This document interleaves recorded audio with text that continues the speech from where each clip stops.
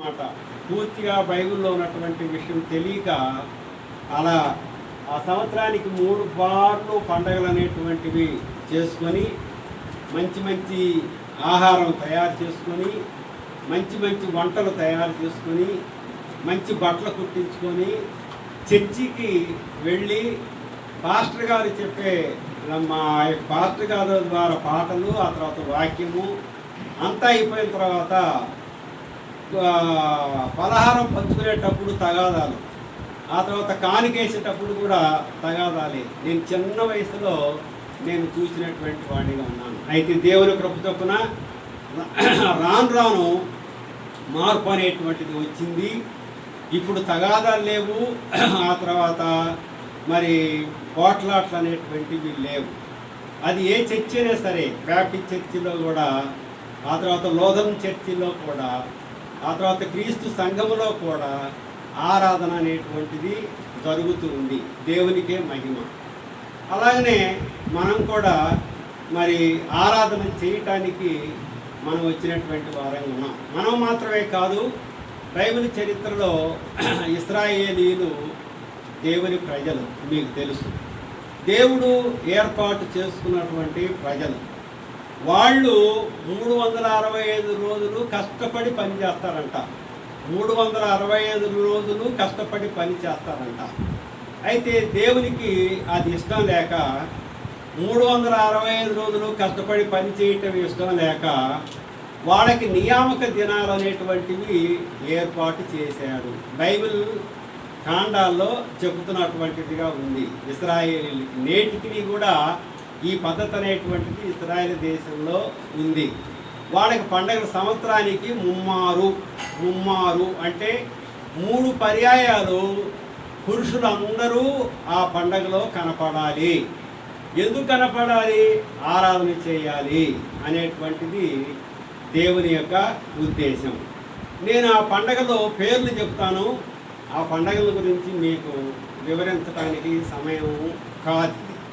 మొట్టమొదటి పండగ ఏంటంటే పస్కా పండుగ. దానికి అనుబంధ పండగ ఏంటంటే పులిని రొట్టెల పండగ. దానికి అనుబంధ పండగ ఏంటంటే ప్రథమ ఫలముల పండుగ. ఇప్పుడు 3 అమ్మ వంకరగా ఉంది లైన్ చూడండి. నువ్వు సరి కూర్చోమ్మాయి, ఇటు కూర్చో, కొంచెం సర్దుకో. అట్లా డైనింగ్ టేబుల్ దగ్గర ఎట్లా కూర్చుంటాను చూడండి. భోజనానికి ఆనెక్క అమ్మ నువ్వు కూడా కొంచెం సర్దుకోమ్మ, నువ్వే దైవజనురాలు కొంచెం సర్దుకో ఇటు.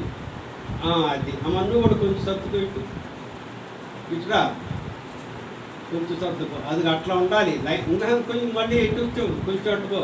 అది ఎందుకంటే దైవజనుడు భక్సింగ్ గారు నేను నేర్చుకునేటువంటి పాఠం నేను మీకు చెప్పాను. వాక్యం కాదు అక్కడ నేర్చుకుంది, క్రమశిక్షణ.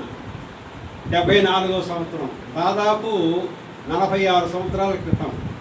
ప్రతి కోడి అంటే అక్కడ హెబ్రోన్లో జరిగే ప్రతి కాన్వకేషన్కి నేను వెళ్ళేవాడిని. ఆయన ఏం చేస్తాడంటే ఖాళీ ఉంది అంటే లేపి నిలబెట్టి ఖాళీని భర్తీ చేసేవాడు. చక్కని మరి క్రమశిక్షణ అనేటువంటిది అక్కడ మనం నేర్చుకున్నటువంటి వారం. దైవజనుడి పేరు చెప్పుకున్నటువంటి మనం కూడా జాగ్రత్తగా దాన్ని అనుసరించవలసినటువంటి వారం. సరే, ఇప్పుడు పండగల గురించి నేను మరి 3 పండగలు, ఈ 3 పండగలు కూడా అనుబంధం. ఏది పస్కా పండుగకి సరిపోయి. ఈవేళ మనం పండగ ఏంటంటే ప్రథమ ఫలముల పండుగ, అనగా పునరుద్ధాన పండుగ అనేటువంటిది. మెయిన్ ఇంకొక ఇశ్రాయేలుకి పండగ ఏంటంటే పెంతెకోస్తు పండగ. అది ఒకటి, అది ప్రత్యేకమైనటువంటి పండగ. అన్ని సకల జాతుల వారు సమానము అనేటువంటిది. ఆ తర్వాత గుడారాల పండుగ. గుడారాలంటే పర్ణశాలల పండుగ అనేటువంటిది మనం చూస్తున్నటువంటి వారంగా ఉంటున్నాం. ఇక్కడ గుంటూరులో మరి ఒక బ్రదరు ఏసన్న గారని ఉన్నాడు. ఏసన్న గారని మంచి దైవజనుడు, చాలా గొప్ప దైవజనుడు. దేవుడు ఎంత వాక్శక్తి ఆయనకి ఇచ్చాడంటే నిజంగా ఆయన పాటలు పాడుతున్నా, వర్తమానాలు చెప్తున్నా చాలా చక్కగా ఉంటుందన్నమాట. తర్వాత బోర్ల పండుగ, బోరల పండుగ, బోరలు అంటే ఊదటం అన్నమాట. ఆ తర్వాత మరి ప్రాయశ్చిత్త దినము అని ఉంది. ఇశ్రాయేలీలు తప్పనిసరిగా వీటికి హాజరు కావాలి. ఎన్ని పనులన్నా ఉండనివ్వండి, ఆ పనులు అనేటువంటి ఆపేసి వాళ్ళు ఈ పండగలకు హాజరయ్యి వాళ్ళు చేయాల్సిన పని ఏంటంటే దేవునిని ఆరాధించవలసినటువంటి వారుగా ఉంటారు. అయితే మనకి పండగ ఏంటంటే ప్రతిరోజు పండగే. నేను మీకు నిన్న చెప్పాను, నిన్న సాయంకాలం చెప్పాను అనుకుంటాను. ఉదయకాలం లేవటంతో ఆరాధన, ప్రార్థన, వాక్యం చదువుకోవటం, వాక్యం చదివి వినిపించటం అనేటువంటిది మరి క్రమం ఉండాలని నేను మీకు చెప్పాను. మనకు రోజు పండగే, ప్రతిరోజు పండగే. కాబట్టి ఉదయకాలం లేవడంతో ఆరాధన, తర్వాత ప్రార్థన, ఆ తర్వాత వాక్యం చదువుకోవటం. ఎవరికైనా తెలియకపోతే, చదువు రాకపోతే వారికి చదివి వినిపించటం, చదువుకోమని చెప్పటం కూడా బైబిల్లో ఉంది. వాక్య పరిచర్యలు చెప్పుకుంటూ ఉన్నాం. కాబట్టి ఇప్పుడు మనం ఇక్కడికి ఎందుకు వచ్చామంటే పునరుద్ధాన దినం. ప్రభు అయినటువంటి యేసుక్రీస్తు వారు మృతులలో నుండి పునరుద్ధానుడై లేచినటువంటి దినం. అంటే ఇప్పుడు నేను మీకు చెప్పే మాట ఏంటంటే వాస్తవంగా ఏప్రిల్ నెల 17వ తారీఖు అనేటువంటిది మాత్రం బైబిల్లో లేదు. వాళ్ళు మరి ఆదివారం మాత్రం కరెక్టే, శుక్రవారం మాత్రం సిలువేయబడింది కరెక్టే, ఖచ్చితమే. శనివారం సమాధిలో ఉన్నది కరెక్టే, ఖచ్చితం. ఆదివారమున తెల్లవారక ముందే, చూడండి, తెల్లవారక ముందే ఆయన లేచినటువంటిది వాస్తవే, యథార్థమే. బైబిల్ చక్కగా మనకు చెబుతున్నటువంటిదిగా ఉంది. కాబట్టి మనం ఆయనని ఆరాధించవలసినటువంటి వారు. ఆరాధన అంటే నేను మీకు చెప్పాను, ఆయన ఏమై ఉన్నాడో తెలియజేయటం. రెండవది ఆయనకు మనం ఇచ్చేది కానుక కాదు అని మానుకోకూడదు. కానుకే, కానీ మనం ఇచ్చేది ఆయనకి ఆరాధన అనేటువంటిది మనం చూస్తున్నాం. చూడండి, 4 అంశాలు చెబుతా. ఈ 4 అంశాలని ఆధారంగా చేసుకొని మీలో ప్రతి ఒక్కరు కూడా క్లుప్తంగా ఆరాధించడానికి ప్రయత్నం చేయాలని మనం చేస్తున్నాం. మొట్టమొదటిది, మనం ఎందుకు ఆరాధించాలి, ఎందుకు ఆయన్ని మహిమపరచాలి, ఎందుకు ఆయనకి ఇవ్వాలి అని అంటే దేవుని యొక్క వాక్యంలో మనం చదువుకున్నాం. ఏమనంటే లేఖనముల ప్రకారము క్రీస్తు లేఖనముల ప్రకారము 3వ దినమున ఆయన లేపబడెను. అంటే ఆయన గనక లేపబడకపోయినట్లయితే, మృతులలో నుండి పునరుద్ధానుడు గనక కాకుండా ఉన్నట్లయితే ఇదిగో ఈ గ్రంథము తప్పు అని రుజువుపరిచేవాళ్ళు. అయితే ఈ గ్రంథము నిజము అని ఈవేళ యావత్ ప్రపంచ చరిత్రలో మహానుభావులు, విద్యావంతులు, గొప్పవారు, ఐశ్వర్యవంతులు, పేదవాడు కూడా ఇది సత్యము అని నమ్ముతున్నారు. అని అంటే లేఖనాలు సత్యము, యథార్థము అని రుజువుపరచటానికి ఆయన లేచాడు. ఒకటి చెప్పండి, ఆ మాట చెప్పండి. లేఖనములు వాస్తవము అని రుజువుపరచుటకు యేసుక్రీస్తు ప్రభువారు మరణమును జయించి మృతులలో నుండి లేపబడెను. అది అంటే నేను చాలా ఎక్కువ చెప్పాను. దాన్ని కుదించి మీరు ఆరాధించడానికి ప్రయత్నం చేయండి. ఆయన కనుక లేవకపోయినట్లయితే మృతులలో నుండి, బైబిల్ తప్పు. ఇప్పటికే చాలామంది బైబిల్లో కొన్ని విషయాలు తీసుకొని ఇది తప్పు కదా అని అంటున్నారు. మీకు తెలిసినటువంటి విషయమే. అయితే యేసుక్రీస్తు ప్రభువే గనక లేవకపోయినట్లయితే, మృతులలో నుండి గనక లేవకపోయినట్లయితే లేఖనాలు తప్పు, గ్రంథం, పరిశుద్ధ గ్రంథం బైబిల్ తప్పు అనేటువంటిది యావత్ ప్రపంచ చరిత్రలో హైకోర్టు కూడా మరి తీర్పు, జడ్జిమెంట్ అనేటువంటిది ఇచ్చేది. కాబట్టి ఇప్పుడు లేఖనాలు 1, 2 చూద్దాం. అన్నీ ఇప్పుడు చూడటానికి సమయం చాలదు కనుక కీర్తన గ్రంథం 16వ అధ్యాయం చూడండి. కీర్తన గ్రంథం 16వ అధ్యాయం మనం చూసినట్లయితే ఇక్కడ ప్రభు అయినటువంటి యేసుక్రీస్తు వారు ఇక్కడ మనం చూసినట్లయితే ఆయన లేఖనాల్లో రాయబడ్డట్టుగా ఇక్కడ రాయబడింది. ఏమి రాయబడింది? 16వ అధ్యాయం చూడండి. మనం 8వ వచనం నుండి చదువుకున్నట్లయితే అది అంత అక్కర్లేదు. 10వ వచనం చదవండి. ఎవరైనా 10వ వచనం చదవండి. ఎందుకనగా నీవు నా ఆత్మను పాతాళములో విడిచిపెట్టవు, నీ పరిశుద్ధుని అదిగో కుళ్ళు పట్ట నీయవు. అంటే మూల భాషలో గోతిని చూడనీయవు అనేటువంటిది మనం చూస్తాం. మొట్టమొదటి లేఖన భాగం ఏంటి అని అంటే ఇక్కడ వ్రాయబడినటువంటి మాట ప్రవచనం. ఇది దావీదు కొన్ని వందల సంవత్సరాల క్రితం ప్రభు అయినటువంటి యేసుక్రీస్తు వారి యొక్క పునరుత్థానాన్ని గురించి వ్రాసినటువంటి వాడుగా ఉన్నాడు. నీ పరిశుద్ధుని కుళ్ళు పట్ట నీయవు. అమ్మా, యావత్ ప్రపంచ చరిత్రలో భారతదేశంలో అనేక మంది గొప్ప మహానుభావులు పుట్టారు, గొప్ప గొప్ప కార్యాలు చేశారు, అద్భుతాలు చేశారు, ఆశ్చర్య కార్యాలు చేశారు. అయితే వారు లోకాన్ని విడిచిపెట్టి వెళ్ళిపోవాల్సినటువంటి సమయం వచ్చినప్పుడు విడిచిపెట్టి వెళ్ళిపోయారు. కొంతమంది ఏమో మట్టి పాలైపోయారు, మరి కొంతమంది ఏమో బూడిదైపోయారు. చూడండి, కొంతమంది ఏమో మట్టి పాలైపోయారు, మరి కొంతమంది ఏమో బూడిదైపోయారు.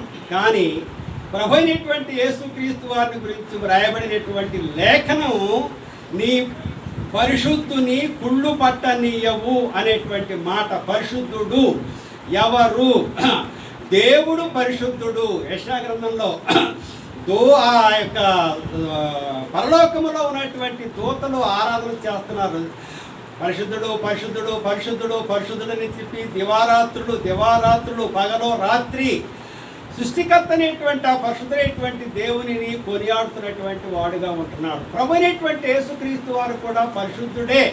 పుట్టబోవు శిశువు పరిశుద్ధుడై అని మాట చూస్తున్నాం. ఆ తర్వాత హెబ్రీ పత్రికలో పవిత్రుడవు, నిర్దోషివి, నిష్కల్మషుడు, పాపుల్లో చేరక ప్రత్యేకంగా ఉన్నటువంటి వాడు ప్రభు అయినటువంటి యేసుక్రీస్తు వారు. కాబట్టి యేసుక్రీస్తు వారు ప్రభు అయినటువంటి యేసుక్రీస్తు వారు దేవుడు కాబట్టి, పరిశుద్ధుడు కాబట్టి ఆయన చంపారు.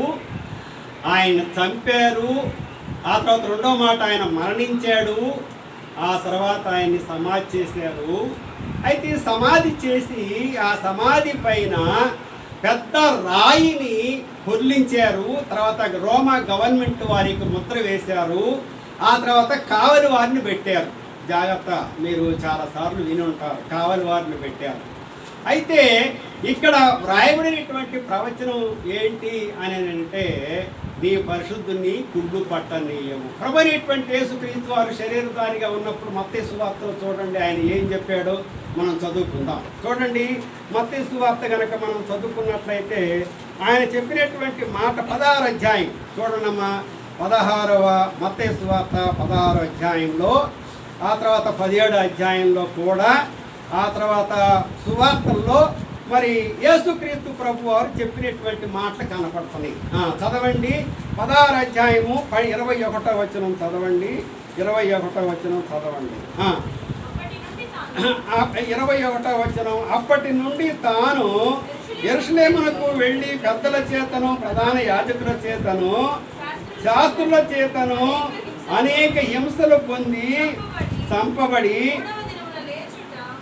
3వ దినమున లేచుట. చాలు, ప్రభు అయినటువంటి యేసుక్రీస్తు వారే స్వయంగా చెప్పాడు తన పునరుద్ధానాన్ని గురించి. అంటే ఈవేళ మనం చూస్తున్నటువంటిది, మనం ఎందుకు వచ్చాము అనేటువంటిది మన అంశం ఏంటంటే, నేను శుక్రవారం మరణాన్ని గురించి చూచాము, ఆ తర్వాత ఈవేళ ఆదివారం పునరుద్ధానాన్ని గురించి. కీర్తన గ్రంథంలో రాయబడ్డట్టుగా, అలాగనే ప్రభు అయినటువంటి యేసుక్రీస్తు వారు చెప్పినట్టుగా 3వ దినమున లేచుట అగత్యము. చూడండి, మత్తయి సువార్త 28వ అధ్యాయము ఆఖరి అధ్యాయంలో మనం చూసినట్లయితే ఇక్కడ చక్కని మాట కనపడుతుంది. 28వ అధ్యాయము చదవండి. మనం చూసినట్లయితే 5వ వచనం చదవండి. 28వ అధ్యాయం 5వ వచనం. దూత స్త్రీలను చూచి మీరు భయపడకుడి, సిలువేయబడిన యేసును మీరు వెతుకుతున్నారు నాకు తెలియను. ఆయన ఇక్కడ లేడు. ఎక్కడ లేడు? వెరీ గుడ్, దేవుని స్తోత్రం. సమాధిలో లేడు, ఎక్కడ లేడు. మనం బైబిల్ని చాలా జాగ్రత్తగా అర్థం చేసుకుంటూ నిదానంగా దాన్ని విభజిస్తూ చదువుకుంటే మనకు అర్థమైపోయింది. చూడండి, ఇక్కడ లేడు, ఇక్కడ లేడు, ఎక్కడ లేడు? సమాధిలో లేడు. తర్వాత చదువు. అదిగో తాను. ఇప్పుడు మనం మత్తయి సువార్తలో 17వ అధ్యాయంలో మనం చదువుకున్నాం కదా. క్షమించిన 16వ అధ్యాయం 17వ అధ్యాయంలో కూడా ఉంది. ఆ తర్వాత మరి కీర్తన గ్రంథం 16వ అధ్యాయంలో చెప్పబడినటువంటి రీతిగా ప్రభు అయినటువంటి యేసుక్రీస్తు వారు తాను చెప్పినటువంటి రీతిగా లేచినటువంటి వాడుగా చూస్తున్నారు. ఇప్పుడు లేఖనాలు సత్యమా, లేఖనాలు అబద్ధమా? ప్రభు అయినటువంటి యేసుక్రీస్తు వారు కనుక లేవకపోయినట్లయితే లేఖనాలు అబద్ధమని నిరూపించేవాళ్ళ, సత్యమని నిరూపించేవాళ్ళ? అబద్ధమని నిరూపించేవాళ్ళు. ఇప్పుడు మనం మాట్లాడపాక ఇప్పుడు మనం గమనించాల్సినటువంటి సత్యం ఏంటంటే, ఆరాధన మొట్టమొదటి అంశం ఏంటంటే, యేసు ప్రభువా మీరే గనక మృతులలో నుండి, సమాధిలో నుండి లేవకపోయినట్లయితే లేఖనాలు తప్పు, బైబిల్ తప్పు, గ్రంథం తప్పు అని యావత్ ప్రపంచంలో అనేకులు నిరూపించేవాళ్ళు. హైకోర్టు, సుప్రీంకోర్టు కూడా, బెంచి కోర్టు కూడా చెప్పేది తప్పు, ఇది ఆచరించబాకండి అని చెప్పేవాళ్ళు. ఇప్పటికే కొన్ని లేఖనాలను ఆధారంగా చేసుకొని బైబిల్ని తప్పు అని అంటున్నారు. సరే, ఆ విషయం మనకు వద్దు. ఇక్కడ మనం మొట్టమొదటి అంశం ఏంటంటే, యేసు ప్రభువా మీరు మృతులలో నుండి పునరుద్ధానుడగుట వలన లేఖనాలు సత్యమని నిరూపించావు, కాబట్టి నేను నిన్ను ఆరాధిస్తున్నాను అని చెప్పాలి. అది మొట్టమొదటి మాట. అది మీరు వాక్యానుసారంగా ఆరాధించే వాళ్ళల్లో ఆరాధిస్తారు. అలాగనే నేను చెప్పినటువంటి మాట ఆరాధించండి. అది మొట్టమొదటి. రెండవది కనుక మనం చూసినట్లయితే, రెండవ మాట దేవుని కుమారుడు అని రుజువుపరచడానికి ఆయన లేచాడట. చూడండి, రోమీయులకు రాసిన పత్రికలో 1వ అధ్యాయంలో మనం చూస్తున్నాం. చూడండి, మరి ఈరోజు కొంచెం ప్రత్యేక కూడిక కాబట్టి మనకి మంచి దేవుడు భోజనం కూడా ఇచ్చాడు కాబట్టి కొంత ఆలస్యమైంది. మీరు కొంచెం ఓపికతో ఉండాలని మనం చేస్తున్నాం. ఇద్యం నవ్వుతున్నాం, మంచిది. సరే, ఇప్పుడు ఈ లైన్ కొంచెం ఇట్లా సర్దుకుంటే బల్లమటి కనుక వస్తే 3వ లైన్ కూర్చుంటానికి అవకాశం ఉంటుంది. ఈ 2వ లైన్ కొంచెం ఇటురా, మీరు ఇట్రండి, మీరు చదువుకోండి. ఇంకా సర్దుకో, నువ్వు చదువుకోమ్మా, నువ్వు పర్లేదు కదా, చదువుకో మా తల్లి, నువ్వు కొంచెం అటు చదువుకో. ఇప్పుడు 3వ లైను వెనకొచ్చేవాళ్ళు రావటానికి అవకాశం ఉంటుంది. ఆ బిడ్డ పండుకున్నాడు పాపం. సరే, బిడ్డ చిన్నపిల్లాడు కదా, పండుకొని వినండి. రెండవది ఏంటి అని అంటే, దేవుని కుమారుడు అని రుజువు కోసం ఆయన లేచాడు. అది మీరు జాగ్రత్తగా గమనించండి. లేఖనాలు పరిశోధించండి. లేఖనాలని మనం పరిశోధించవలసినటువంటి వారంగా ఉంటున్నాం. చదవండి, రోమీయులకు రాసిన పత్రిక 1వ అధ్యాయము. మరి మీరు 2:7 వచనాలు కలిసి ఉన్నాయి. అదంతా చదవలేరు, నేను చదువుతాను. ఎక్కడి నుంచి? కింద నుంచి 1, 2, 3, 4, 5, 6 6 బారులో నుండి చదువుతున్నా. కింద నుండి 6వ బారు, క్రింద నుండి అంటే 7వ వచనం క్రింద నుండి 6వ లైను బారు నేను చదువుతున్నాను. మీరు చూడండి. యేసుక్రీస్తు శరీరమును బట్టి దావీదు సంతానముగాను మృతులలో నుండి పునరుద్ధానుడైనందున, చూడండి, మృతులలో నుండి పునరుద్ధానుడైనందున. ఇప్పుడు చెప్పండి అందరూ, మృతులలో నుండి మృతులలో నుండి పునరుద్ధానుడైనందున. పునరుద్ధానుడు అంటే తిరిగి లేవటం అన్నమాట. ఇంకంతే, అంతకంటే ఏమి లేదు. మీరు కూర్చునే వాళ్ళు ఏం చేయాలంటే మొట్టమొదట అది పూర్తి చెయ్యాలి. ఇది చూడండి, అది ఆ గది మొట్టమొదట మొదట వచ్చిన వాళ్ళు ఆ గది పూర్తి చేయాలి. ఆ తర్వాత యవనస్తుల బిడ్డలు ఇక్కడ కూర్చుంటారు. ఆ తర్వాత వెనకొచ్చిన వాళ్ళు అక్కడ కూర్చుంటానికి అవకాశం ఉంటుంది. ఇప్పుడు ఏమైందంటే మిమ్మల్ని దాటుకుంటూ పోవాల్సి వస్తుంది. పొరపాటున కాలు తగిలిందనుకో కొంచెం ఇబ్బంది పడతారు. సరే, దైవజనుడు ఉన్నాడు కాబట్టి ఆయన చెప్పుకుంటాడు. ఇప్పుడు మనకి లేఖన భాగానికి వెళ్దాం.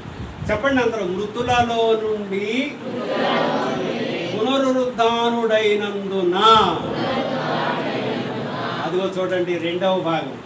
మృతులలో నుండి పునరుద్ధానుడైనందున పరిశుద్ధమైన ఆత్మను బట్టి దేవుని కుమారుడుగా, చూడండి, దేవుని కుమారుడుగా ప్రభావముతో నిరూపింపబడెను. చక్కని మాట ఇక్కడ చూస్తున్నాం. నిరూపింపబడెను.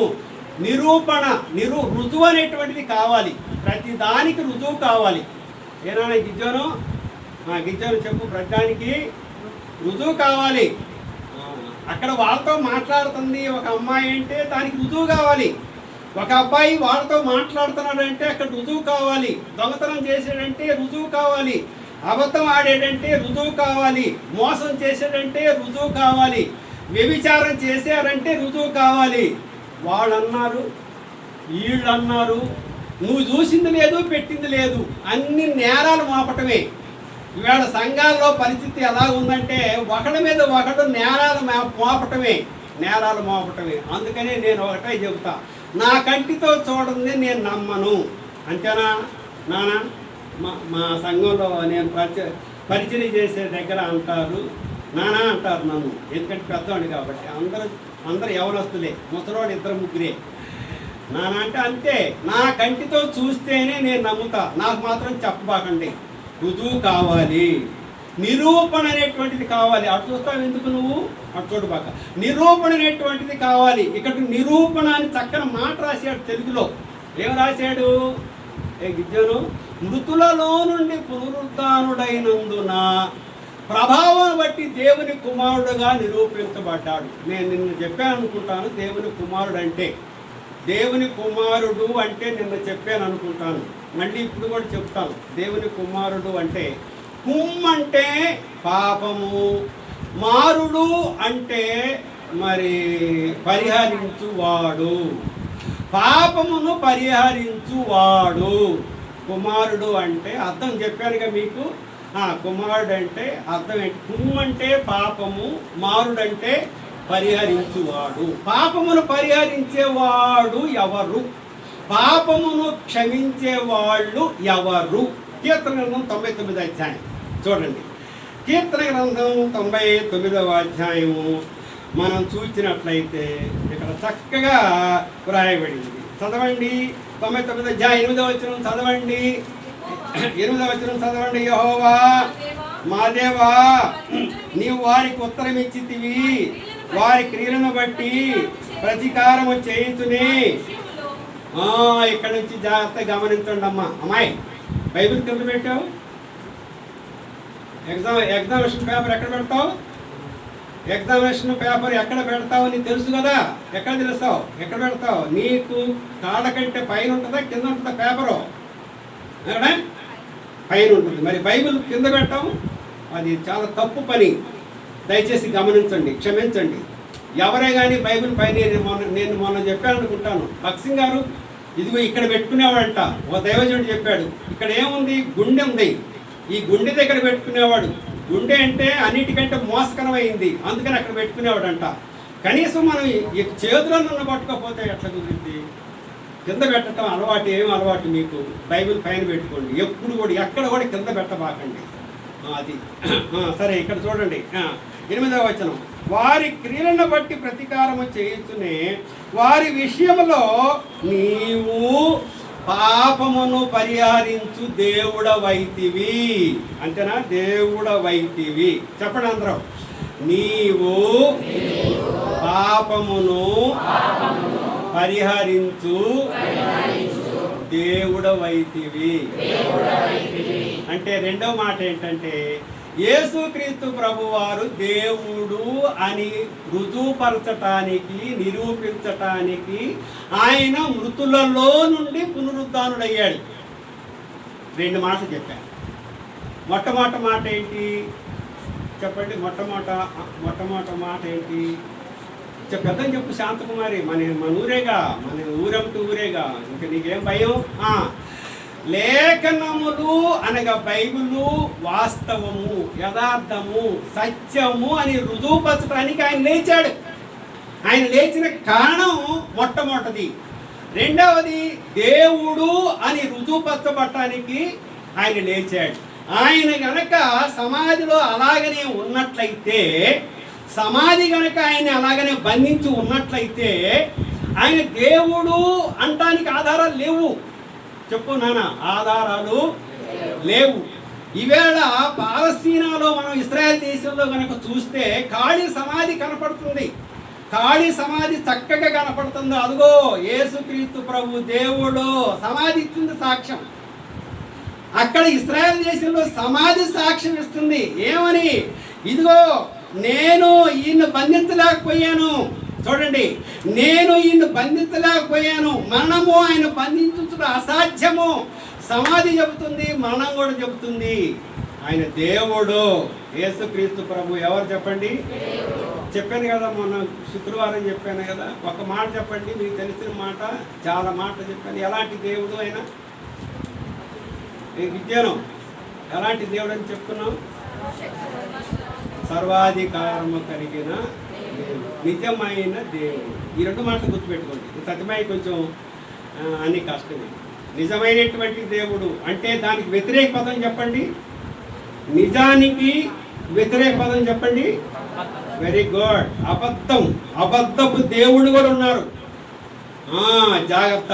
లోకంలో వాళ్ళు దేవుడు కాదు, దేవుడిగా చలామణి అవుతున్నారు మనం గమనించినట్లయితే. కానీ ప్రభు అయినటువంటి యేసుక్రీస్తు వారు ఆయన దేవుడు. రెండవ అంశం అది. మొట్టమొదటిది లేఖనాలు రుజువు, రెండవది దేవుడు అంటానికి రుజువు. బైబిల్ మాత్రమే కాదు, వేదాలు కూడా సెలవిస్తున్నాయి. ఒక మాట చెప్తాను. ఓం హ్రీం హ్రూం కాయ నమః. ఓం హ్రీం హ్రూం కాయ నమః. ఓం అనేటువంటి అక్షరానికి నేను మీకు అర్థం చెప్పాను. ఆ ఊమ విశ్వము, తైజము, ప్రజ్ఞము. తండ్రి అయిన దేవుడు, కుమారుని దేవుడు, పరిశుద్ధాత్మ దేవుడు. దేవుడు చూడండి. ఓం హ్రీం హ్రూం కాయ నమః. ఓ దేవా, నీవు మరణాన్ని చేయించినందుకు నేను నిన్ను స్తుతిస్తున్నాను. అది అర్థం సహస్రనామావళిలో. ఏ విద్యను సహస్రనామావళిలో అది. ఓ దేవా, నువ్వు మరణాన్ని జయించినందుకు నేను నిన్ను స్తుతిస్తున్నాను. చూడండి, మహానుభావులు పుట్టారు. భారతదేశ స్వాతంత్రం కొరకు మహాత్మా గాంధీ ప్రాణాలు అర్పించాడు. మహాత్మా గాంధీ మాత్రమే కాదు, ఎంతోమంది త్యాగాలు చేశారు. అయితే వాళ్ళు మట్టి పాలైపోయారు, బూడిద పాలైపోయారు. మహానుభావులు ప్రపంచ చరిత్రలో మీరందరూ చదువుకున్న వాళ్ళే. ఎంతోమంది పుట్టారు, గొప్ప గొప్ప కార్యాలు చేశారు, అద్భుతాలు చేశారు, ఆశ్చర్య కార్యాలు చేశారు. వాళ్ళు ఏమైపోయారు?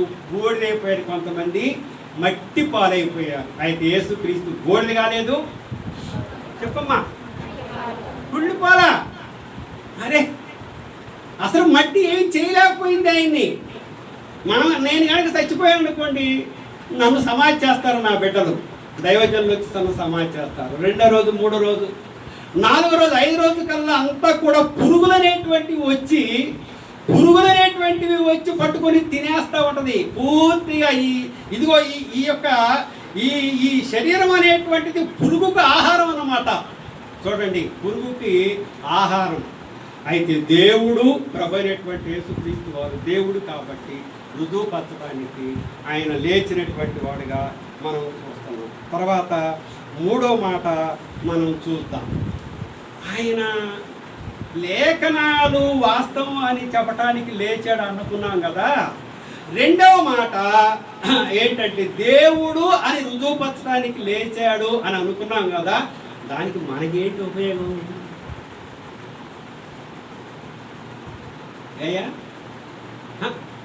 అసలు మనకి ఏదైనా ఉపయోగం ఉండాలా లేదా చెప్పు, ఉండాలనా? ఇప్పుడు ఉదాహరణకి నేను ఇక్కడికి వచ్చానంటే నాకు ఉపయోగం ఉండాలా లేదా? అందుకని కారులో అవి తీసుకోవటం, ఆ ఇంటి తిప్పటం అన్నమాట ఉపయోగం. కాబట్టి దేవుని బిడ్డలైనటువంటి వారు మనం గమనించాల్సినటువంటి సత్యం ఏంటో అనేటువంటిది అతి శ్రేష్టమైనటువంటి అంశానికి మనం వచ్చాం. జాగ్రత్తగా మీరు ఆలకించాలని మనవి చేస్తున్నాను. జాగ్రత్తగా ఆలకించండి. కొంచెం ఆలస్యమైన ఏం పర్వాలేదు, మన్నించండి. ఎందుకంటే నేను కొంచెం వర్తమానం సమయం గిజ్జానికి తెలుసు, కొంచెం ఎక్కువ చెబుతానని. అయినప్పటికీ కూడా కొద్దిగా ఓర్పు సహనం అనేటువంటిది మీరు కలిగి ఉండండి. లేఖనాల సత్యం అయితే మనకేంటి ఉపయోగం? రెండవది, దేవుడు అని రుజువుపరచబడితే ఆయనకి లాభం, కానీ మనకేంటి ఉపయోగం అనేటువంటిది ఇప్పుడు చూచి, ఆ తర్వాత ఇంకొక అంశం చూచి, 4వ అంశం చూచి మనం క్లుప్తంగా ఆరాధనలోనికి వెళదాం. చూడండి, ఎఫెసీ పత్రిక మీకు తెలిసినటువంటి మాటే, 2వ అధ్యాయము చదవండి. ఎఫెసీ పత్రిక మొట్టమొదటి మాట 2వ అధ్యాయము మొట్టమొదటి వచనం చదవండి. మీ అపరాధము చేతను పాపముల చేతను మీరు చచ్చిన వారై ఉండగా, ఉండు మీరు ఇక్కడ మీరు మా గుడిస్తే మీ, రాకుముస్తే రు, మీరు అంటే మొట్టమొదట నేను, ఆ తర్వాత నీవు. మీరు అనేటువంటిది బహువచనం. ఇక్కడ మనం గమనించినట్లయితే ఇప్పుడు నేను కానీ మీరు కానీ అపరాధముల చేతను పాపముల చేతను చచ్చిన వారమైనటువంటి వారం. అంటే పాపములు మనం చచ్చిపోయాం, అపరాధములు మనం చచ్చిపోయాం, మనం చచ్చిపోయినటువంటి వారంగా ఉన్నాం ఈ లోకంలో. అయితే మన పాపముల బట్టి మనం చచ్చిపోయినటువంటి వారంగా ఉండటం అనేటువంటి దేవునికి ఇష్టం లేక, చూడండి, మనల్ని సృష్టించినటువంటి, మనల్ని పుట్టించినటువంటి, మనల్ని కలగజేసినటువంటి సృష్టికర్తకి ఇష్టం లేక ఆయన ఏం చేశాడు అనేటువంటిది ఇక్కడ రాయబడింది. ఏమన్నా అర్థమవుతుందా నేను చెప్పేది అర్థమవుతుందా? చదవండి. పాపముల చేతను అపరాధముల చేతను మీరు చచ్చిన వారై ఉండగా ఆయన మిమ్మల్ని క్రీస్తుతో కూడా బ్రతికించాను.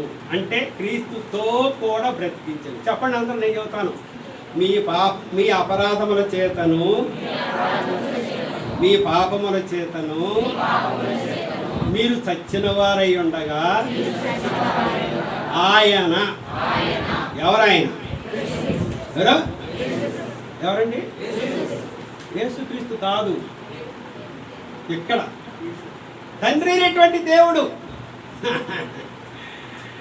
అందుకనే నేను మిమ్మల్ని జాగ్రత్తగా చూడమని చెబుతున్నాను. కొంచెం అండర్స్టాండ్, అర్థం చేసుకోవాలి. ఆయన అంటే ఎవరు? తండ్రి అయినటువంటి దేవుడు. నువ్వే చెప్పావు కదా అంకులు, నాన్న, యేసుక్రీస్తు కూడా దేవుడని, త్రిత్వంలో ఏకత్వం అని చెప్పుకున్నాం. ఇక్కడ ఆయన అనేటువంటి మాటకి అర్థం ఏంటంటే దేవుడు. మీ అపరాధముల చేతను పాపముల చేతను మీరు చచ్చిన వారై ఉండగా, నేను చచ్చిన వాడినై ఉండగా, అలా చచ్చిపోవటం ఇష్టం లేక ఆయన అంటే నన్ను పుట్టించినటువంటి ఆ యొక్క తండ్రి అయినటువంటి దేవుడు. ఇప్పుడు ఆయన ఇక్కడ ఏమో రాయబడింది, ఆయన మిమ్మును క్రీస్తుతో కూడా బ్రతికించెను. చెప్పండి అందరూ, మిమ్మును క్రీస్తుతో కూడా బ్రతికించెను. కొంచెం అర్థం చెప్పండి. జనం చెప్పు. క్రీస్తుతో కూడా బ్రతికించాను అంటే క్రీస్తు బ్రతికాడు. చెప్పండి, క్రీస్తు చచ్చిన వాడు బ్రతికాడు, మరణించిన వాడు లేచాడు. అది అక్కడ వ్రాయబడేటువంటిది. ఇప్పుడు ఆయన లేచుట ద్వారా, ఆయన బ్రతుకుట ద్వారా చచ్చినటువంటి పాపములో పడి చచ్చినటువంటి నిన్ను నన్ను కూడా లేపినటువంటి వాడుగా ఉన్నాడు. ఆయన కనుక లేకపోయినట్లయితే నువ్వు పాపంలోనే ఉండేవాడివి, నరకానికి వెళ్ళేవాడివి. ఆయన కనుక మృతులలో నుండి పునరుద్ధానుడు కాకుండా ఉన్నట్లయితే నీవు కూడా అంతే. నువ్వెవరైనా సరే, నువ్వేం చదువుకోవచ్చు, ఎంత ఉద్యోగం చేయొచ్చు, ఎన్ని లక్షలు సంపాదించవచ్చు, నరకానికి వెళ్ళేవా దానివే. అమ్మా అయ్యా, అయితే మన లాభం ఏంటంటే ఆయన లేచుట వలన మనల్ని కూడా లే. అయ్యా, నేను అపరాధములు పాపములు చచ్చిపోయానయ్యా, చచ్చున్నానయ్యా, నన్ను ఎవరు పట్టించుకోలేదయ్యా, నా తల్లి పట్టించుకోలేదు, నా తండ్రి పట్టించుకుని, నా అక్క చెల్లెలు పట్టించుకోలేదు. అయ్యా, నన్ను సృష్టించావు కనుక నా పాపమును బట్టి నేను చచ్చినటువంటి వాడిని నరకానికి వెళ్ళటం ఇష్టం లేక, అయ్యా నన్ను నరకము నుండి విడిపించటానికి, పాపము నుండి విడిపించటానికి నీవు మొట్టమొదట లేచి మృతులలో నుండి లేచి నన్ను కూడా లేపేవయ్యా పాపములో నుంచి. అయ్యా, నేను నిన్ను స్తుతిస్తూ పూజిస్తూ ఆరాధిస్తున్నాను. ఆయన లేపటమే కాదు, ఇంకో గొప్ప కార్యం చేశాడంట. మనల్ని చచ్చిపోయినటువంటి మనం లేపటమే మాత్రమే కాదు, గొప్ప కార్యం చేశాడంట. అమ్మ కళ్ళు మూసుకుంటున్నాయమ్మా, ఎవరో కానీ నువ్వు కళ్ళు మూసుకోబాక చూడవచ్చు. నా కళ్ళు 2 ఆపరేషన్లు అయినాయి. నేను దేవుడిని అడిగా, 2 కళ్ళు ఆపరేషన్ ఏంటి ప్రభువా? మా నాన్నగారు 99 సంవత్సరాలు బైబిల్ చక్కగా చదివేవాడు, మరి నాకు 50 సంవత్సరాలు రాకముందే 2 కళ్ళు చుక్కడాలు వచ్చినాయి. ఏంటి అంటే శంకర్ హాస్పిటల్ ఆపరేషన్ చేసుకుంటప్పుడు అడిగితే, దానయ్య దేహమునకు దీపము కన్నే గనక నీ కన్ను చెడిపోయింది. చెప్పు, నీ కన్ను అందుకు సుక్కలం వచ్చిందంట, అందుకు ఆపరేషన్ అంట. దేవుడు నాతో మాట్లాడతాడు. నేను ప్రతిదీ ఏది అడిగినా కూడా ఎమ్మటే చెబుతాడు, అబ్బాయి ఇదిగో ఇది కాంప్లికేషన్, ఇది కంప్లైంట్, దీనికి ఇట్లా రావడానికి గల కారణం ఏంటంటే ఇదే అని చెప్పేవాడు. కాబట్టి నిద్ర మాత్రం పోబాకండి, కళ్ళు మాత్రం ఎవరు మూసుకోవద్దు. దేవుడు మన మధ్య ఉన్నాడు. కొద్దిసేపు దేవుని వాక్యం వినండి. నేను దైవజనుడు చెప్పిన సమయానికే దేవుని వాక్యాన్ని కుదించి నేను చెప్పేస్తాను. తర్వాత మనం కార్యక్రమానికి ఇక్కడ ఏమంటున్నాడు మనం చూసినట్లయితే, ఆయన క్రీస్తుతో కూడా లేపి అంటే అర్థం ఏంటంటే, అర్థం గ్రహించండి. క్రీస్తుతో కూడా లేపంటే ఆయన లేచాడు, మనం లేపాడు. ఆయన కనుక లేకపోయినట్లయితే నువ్వు పాపంలోనే ఉండేదానివి. అయ్యా, నువ్వు పాపంలోనే చచ్చి ఉండేవాడివి, నరకానికి వెళ్ళేవాడివి. అయితే ఆయన లేచుట ద్వారా నీకు లాభం ఏంటంటే నీ పాపము నుండి నిన్ను లేపాడు. చెప్పండి, నీ పాపము నుండి నిన్ను లేపాడు. లేపటం మాత్రమే కాదు, గొప్ప కార్యం చేశాడు. ఎఫెసీ పత్రిక 2వ అధ్యాయం చదవండి. ఎఫెసీ పత్రిక గొప్ప కార్యం. ఎవరు చేస్తారండి ఈ కార్యం? కలెక్టర్ గారు, నెల్లూరు కలెక్టర్ గారు చేస్తాడా? కలెక్టర్ గారి దగ్గరికి వెళ్తే నమస్కారం పెడితే అసలు ముందు వాచ్మెన్ అడగాల, అక్కడ ఉండవు ఆయన్ని అడగాల. సరే ఏదో ఆయన అనుమతించాడు అనుకో, రా ఎక్కడి నుంచి వచ్చావు అబ్బాయి అంటే జాగ్రత్త నుంచి వచ్చాను సార్. ఏంటంట, ఎందుకు వచ్చావు అంటాడే కానీ రా ప్రక్కన కూర్చోమంటాడా? ఏమండి కలెక్టర్ గారు ప్రక్కన కూర్చోమంటాడా? ఇచ్చాను కూర్చోమండి. ఏంటయ్యా ఎందుకు వచ్చావు? ఏంటంటే అయ్యగారు ఇట్లా వచ్చాను అని. కానీ యేసుక్రీస్తు ప్రభు లేచుట ద్వారా, మృతులలో నుండి పునరుద్ధానుడు అవుట ద్వారా నిన్ను లేపటం మాత్రమే కాదు, కానీ పాపములో నుండి చక్కని మాట చదవమ్మా. ఇక్కడ చక్కని చదువు 5వ వచనం చదవండి. 5వ వచనం ఎఫెసీ పత్రిక 2వ అధ్యాయం 5వ వచనం. అయినను కరుణా సంపన్నుడయుండి మనము మన అపరాధముల చేత చచ్చిన వారమైన సైతము మన ఎడల చూపిన తన ప్రేమ చేత మనలను క్రీస్తుతో కూడా బ్రతికించారు. 7వ వచనం చదవమ్మా. 7వ వచనం చదువు. క్రీస్తు యేసునందు మనలను ఏందమ్మా? ఏం చదివావు? మనలను ఆయనతో కూడా లేపి, ఇక్కడ కూడా చూడండి, ఆయనతో కూడా లేపి అంటే ఆయన మొట్టమొదట లేపాడు దేవుడు. చూడండి, రోమదాసుల పత్రికలో చక్కగా రాయబడింది, అపోస్తుల కాలంలో చక్కగా రాయబడింది, మనము ఆయన బంధించుట అసాధ్యం, అయితే దేవుడు మన వేదన నుంచి తొలగించి ఆయన లేపాడని చెప్పి రాయబడింది. అలాగని ఇక్కడ కూడా చక్కని మాట రాయబడింది. ఏంటిది? క్రీస్తు యేసునందు మనల్ని ఆయనతో కూడా లేపి, అంటే ఆయన లేపాడు, అంటే ముందు ఆయన లేచాడు. చెప్పండి, ముందు ఆయన లేచాడు. ఆయన లేచి మనల్ని కూడా లేపి చదవమ్మా. పరలోకమందు ఎక్కడ ఎక్కడ ఎక్కడ పరలోకమా? కలెక్టర్ గారి దగ్గర నిలబడాలా? 1000 రూపాయలు తీసుకొని ఓటేసిన, చెప్పండి ఎన్ని రూపాయలు? ఓటేసినందుకు ఎన్ని రూపాయలు? విద్య నవ్వుతున్నాడు. ఓటేసినందుకు 2000 రూపాయలు మా ప్రాంతంలో. 2000 రూపాయలు తీసుకొని ఓటేసిన ఎమ్మెల్యే దగ్గర, అబ్బాయి రా నా పక్కన కూర్చుంటాడా? 2000 తీసుకుంటా. దేవుని బిడ్డలు మళ్ళీ అని అంట ఆరాధన చేస్తా, ప్రార్థన చేస్తా, బలలో పాపలు పొందుతా. వాళ్ళ దగ్గర 2000, వీళ్ళ దగ్గర 2000. న్యాయం అక్షరం. మీరు చెప్తే కదా అంటారు. చివరికి ఏమైపోయిందంటే సేవకుల మీద పెట్టేశారు. మీరు చెప్తే కదంటండి, వివరం చెప్తే కదా, సరిగా వివరం చెప్తే కదా. ఏదో చెప్పి అట్లా పోతుంటే మేమేం చేస్తాం? అటు 2000, ఇటు 2000, 4000. సరే, ఇంకా దాన్ని తీసేది. పరలోకములో కూర్చోబెట్టాడు. అర్హులమేనా? దానికి అర్హులు పరలోకంలో కూర్చోబెట్టాడు. ఇంత కృప. కాల్చబట్టానికి దేహం ఇచ్చిన, కట్టెలు పెట్టి చూడండి, కట్టెలు పెట్టి కట్టెల మీద పండుకోబెట్టి కాళ్ళు చేతులు కట్టేసి పెట్రోల్ పోసి అగ్గిపుల్ల గీసి అక్కడ తగలబెట్టినా కూడా ఆయన రుణాన్ని మనం తీసుకోగలమా? ఒకటి లేపాడు, రెండవది పరలోకములో ఆయనతో కూడా కూర్చోబెట్టాడు. కాబట్టి ఆరాధన. సరే, ఇంకొక మాట చెప్పాలా? ఇంతకి పాపం అంటే ఏంటి అనేటువంటి మాట చూసుకొని మనం ఆరాధనకి పాపం అంటే ఏంటి, మనం దేనిలో చచ్చిపోయాము అనేటువంటిది మనం చూసుకొని ఆరాధన.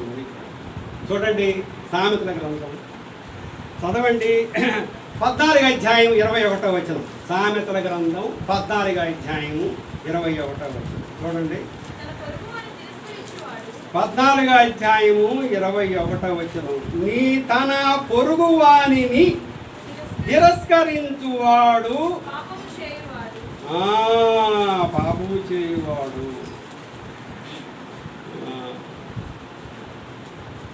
చెప్పండి అందరూ, అందరూ చెప్పండి. తన పొరుగు వానిని తిరస్కరించువాడు. తిరస్కరించటం అంటే చెప్తున్నాను. తిరస్కరించటం అంటే చెప్పు గిడ్డాను, నాకెళ్ళి చూడ. తిరస్కరించటం అంటే చెప్పు. తిరస్కరించటం అంటే చెప్పండి. ఆఫ్టర్ ఆల్ నువ్వెంత? చెప్పండి. ఆఫ్టర్ ఆల్ ఏమండి, ఏమైనా అర్థం ఉందంటండి? అసలు మనం ఎవరిని? మనం మట్టితో చేయబడ్డాం, బంగారంతో చేయబడ్డామా? ఇంగ్లీష్లో చక్కగా రాయబడింది డస్ట్ అంట. డస్ట్ ఇంగ్లీష్లో అసలు మన నిర్మాణం ఇది. ఈ కాళ్ళు చేతులు 3 సార్లు స్నానం చేస్తాం. ఏం ఉపయోగం? 3 సార్లు స్నానం చేస్తాం. ఏం ఉపయోగం? మళ్ళీ డస్ట్ అంట. ఇది ఇంగ్లీష్లో డస్ట్ అంటే దువ్వ. చెప్పండి, ఏంటిది? మట్టి కాదు, దువ్వతో చేయబడిందంట. ఈ నిర్మాణం. దేవుడు ఎంత ఆకారం ఇచ్చాడు, ఎంత చక్కని రూపాన్ని ఇచ్చాడు ఆ సృష్టికర్త దువ్వతోటి. ఏమండి, అయితే ఈ దువ్వ కలిగినట్టు దువ్వతో చేయబడినటువంటి వ్యక్తికి లోపల ఏముంది? తిరస్కారం. చెప్పు, ఏంటమ్మా? ఇతరులంటే లెక్కలేదు. పాపం అది.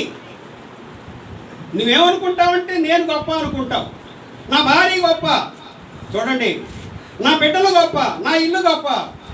పైకి మాత్రం ఒకవేళ మామూలుగా ఉన్నప్పటికీ కూడా అంతరంగంలో మాత్రం దాగి ఉంటుంది అన్నమాట. నేను అని పొరుగువాని తిరస్కరించటం మనం ఒకప్పుడు అంటే ఇప్పుడు కనుక ఒకవేళ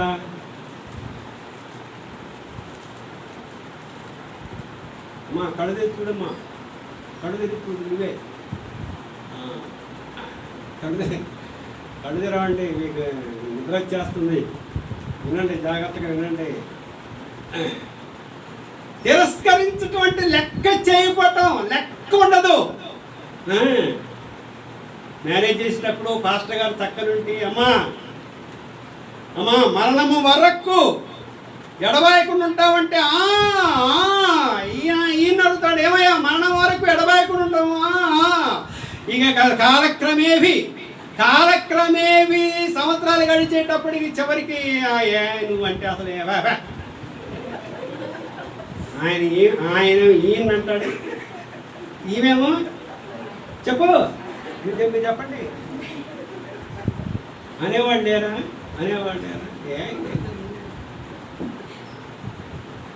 ఎట్టగంది అసలు నేను అక్కడికి ఎందుకు పోయాను పాపం, ఆడికి ఎందుకంటే పోయేది అంటే లెక్కుంటే పోతావా అంటే అసలు అమ్మ దగ్గరికి పోతావు, అమ్మమ్మ దగ్గరికి పోతావు, మళ్ళీ లెక్క లేదండి. మనోడికి లెక్క లేదు. వాచ్ పెట్టుకుంటాడు అంటే నీకు వాచ్ ఉందని నాకు అసలు లేదులే, నాకు 2 వాచీలు ఉన్నాయి. మలేషియా సింగపూర్ నుంచి మా అబ్బాయి వాచ్ తెచ్చాడు, కానీ పెట్టుకోవటం నాకు కొంచెం ముసలాండి కాబట్టి బాధగా ఉండి పెట్టుకోవడం. వాచ్ పెట్టుకొని ఏం చూసుకుంటా ఉంటాడో. ఇక్కడ మీరు కాదు, మా ప్రాంతంలో అసలు వాచ్ పెట్టుకొని ఏం చూసుకుంటా ఉంటాడో. లెక్కలే నేను ఇచ్చాను, ఆరాధన చేస్తాను, నేను చేస్తా అయ్యా. నా తల్లిదండ్రులు అంటే నాకు లెక్కలేదు అయ్యా. అమ్మా అయ్యా అంటే ఏందమ్మా నువ్వు ఈ కాలపు మనిషి కాదు, ఆగు, నీకు తెలియదు. తల్లి కన్న తల్లి రక్తాన్ని ఒడిచి ఆమె తినకుండా పెట్టినటువంటి తల్లి ఏంటయ్యా అంటే, అమ్మా అట్లాగో ప్లీజ్లే, ఇది కంప్యూటర్ ఇవ్వం. తిరస్కరించ తండ్రిని పట్టుకొని తల్లిని పట్టుకొని, ఇక అత్త ఉంది, ఇక అత్త చెప్పు ఎవరా అత్త.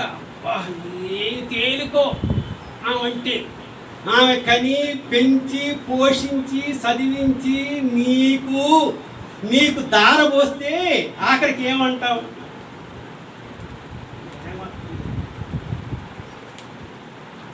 జాలముడి ఇతర మారుమంటుంది, ఎవరు అత్త కోడలు ఇస్తారు మందిరానికి వస్తారు.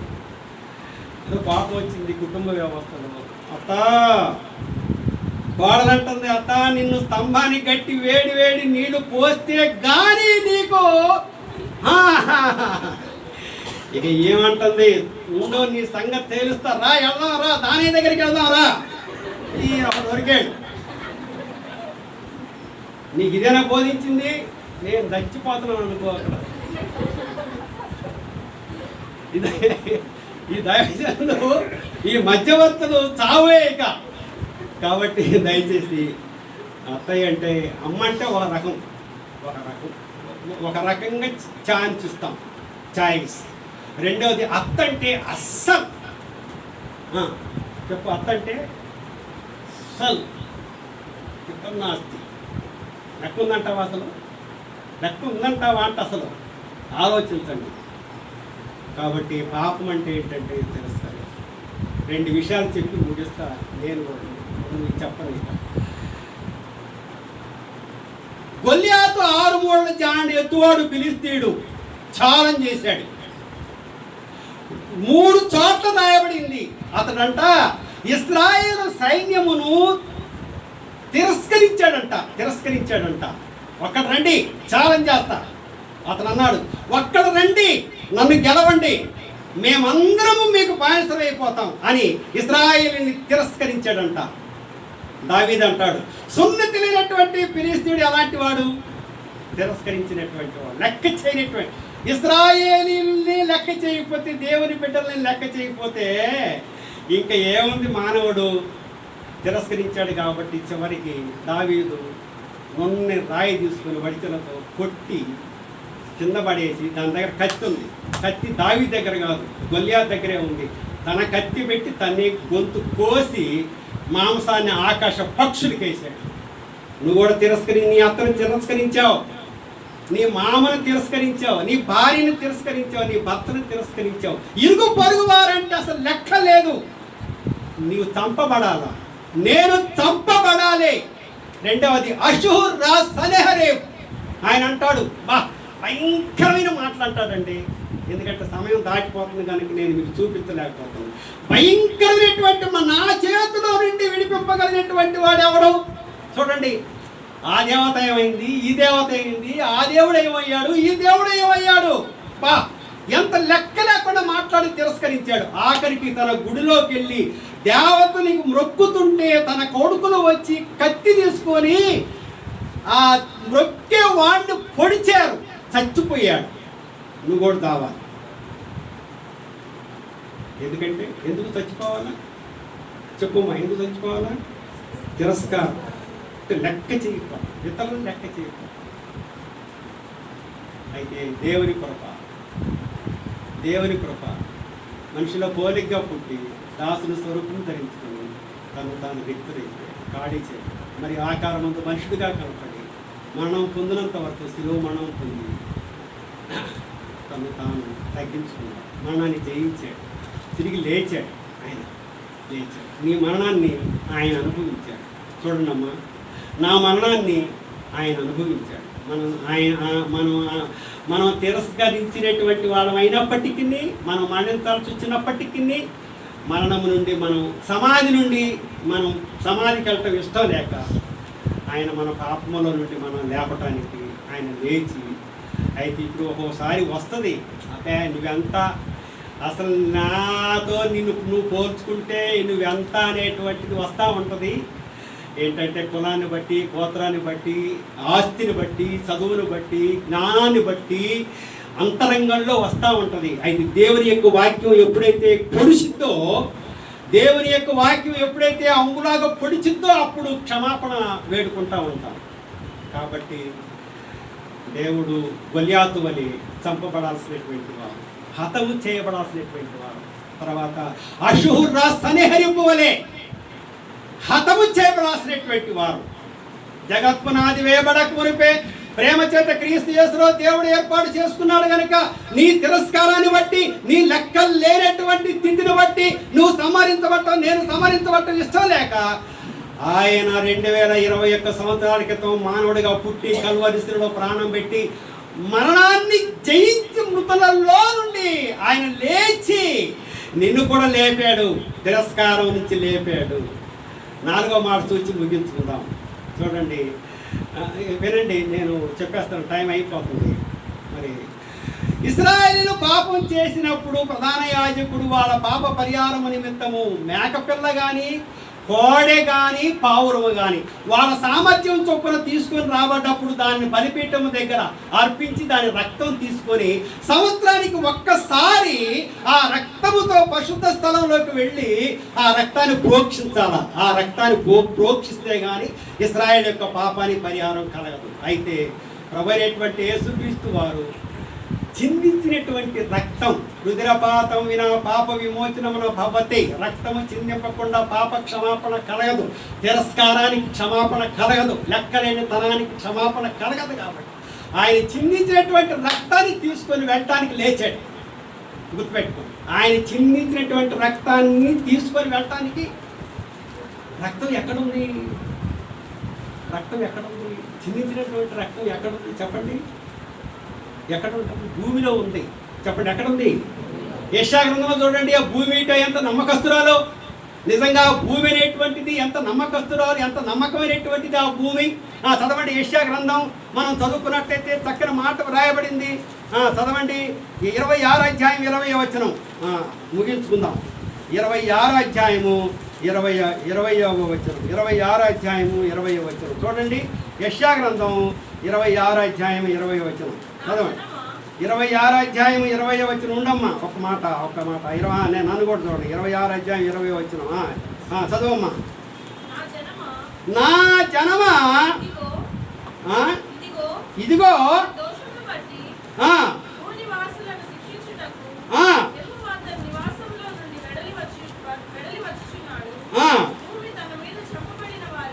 ఇదిగో చూడండి, ఇక్కడ జాగ్రత్త చూడండి. భూమి తన మీద చంపబడిన వారిని ఇకను కప్పబడకుండా తాను త్రాగిన రక్తమును, అదిగో భూమిట ప్రభువైనటువంటి యేసుక్రీస్తు వారు లేవడంతో తాను చిందించినటువంటి రక్తాన్ని తన చేతికి అప్పచెప్పింది. హెబ్రీ రాసిన పత్రికలో మేకల యొక్కయు కోడల యొక్కయు రక్తము కాకుండా తన స్వరక్తము ద్వారా పరిశుద్ధ స్థలములో ప్రవేశించాను. ఆ రక్తము ద్వారా నీ తిరస్కారానికి, నీ పాపానికి క్షమాపణ కలిగి. ప్రభు వాక్య భాగంలో దీవించి ఆశీర్వదించుగాక. 4 అంశాలు చెప్పాను. మొట్టమొదటిది లేఖన భాగాలు, రుజువు, వాస్తవము అనడానికి. రెండవది దేవుడు అంటానికి. మూడవది తిరస్కారముతో ఉన్నటువంటి నిన్ను నన్ను ఆ పాతాళము నుండి, నరకము నుండి విడిపించబడటానికి. నాలుగవది చిందించిన రక్తం తీసుకొని పరలోకానికి వెళ్ళటానికి, ఆ రక్తము ద్వారా క్షమాపణ కలగటానికి ఆయన లేచాడు, వెళ్ళాడు. ఆ రక్తము ద్వారా మనలో ఉన్నటువంటి తిరస్కారాన్ని తీసేశాడు, లెక్క చేయకుండా ఉన్నటువంటి విధానాన్ని తీసివేశాడు. మనం ఆయన ఆరాధించవలసినటువంటి వారు. ప్రభు వాక్య భాగంను దీవించి ఆశీర్వదించును కాక. దయచేసి మరి ఒక